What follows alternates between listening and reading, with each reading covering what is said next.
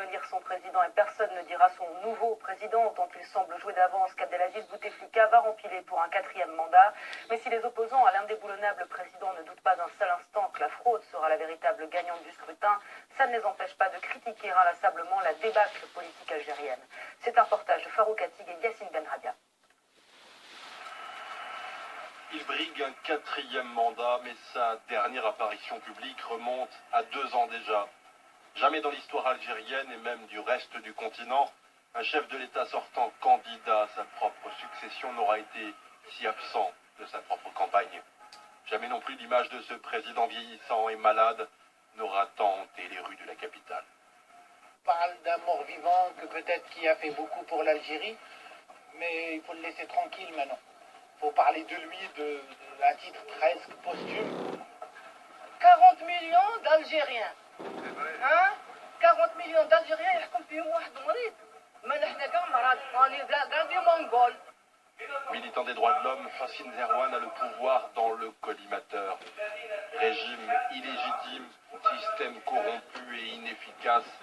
Cet avocat juge qu'en se présentant pour un 4e mandat, le président discrédite l'Algérie tout entière, alors qu'il est lui-même aux abonnés absents. Il faut une phase de mise à jour ici en Algérie pour qu'il y ait des conditions favorables pour une consultation absolument authentique, transparente, sereine et contrôlée. Ces conditions ne sont pas réunies. Histoire d'une présidentielle où ce sont les principaux lieutenants du candidat qui se chargent de délivrer la parole du Messie à sa place. Et si ces méthodes d'un autre âge ne semblent pas émouvoir grand monde, c'est aussi parce que les Algériens ont depuis bien longtemps tourné le dos à la politique. Beaucoup de gens ne s'intéressent pas beaucoup à la chose politique actuellement, plus particulièrement à cette campagne électorale qui est inédite à plus d'un titre. Il y a un désengagement des Algériens vis-à-vis de la politique, ça c'est certain. C'est pour ça que le fait n'a pas été accepté, mais plus ignoré. Certains ont donc fait le choix d'en rire. Amin Labter, l'un des caricaturistes les plus virulents de la presse algérienne, n'a jamais passé autant de temps le feutre à la main que ces dernières semaines. Proche du mouvement Barakat, il dénonce une fraude généralisée.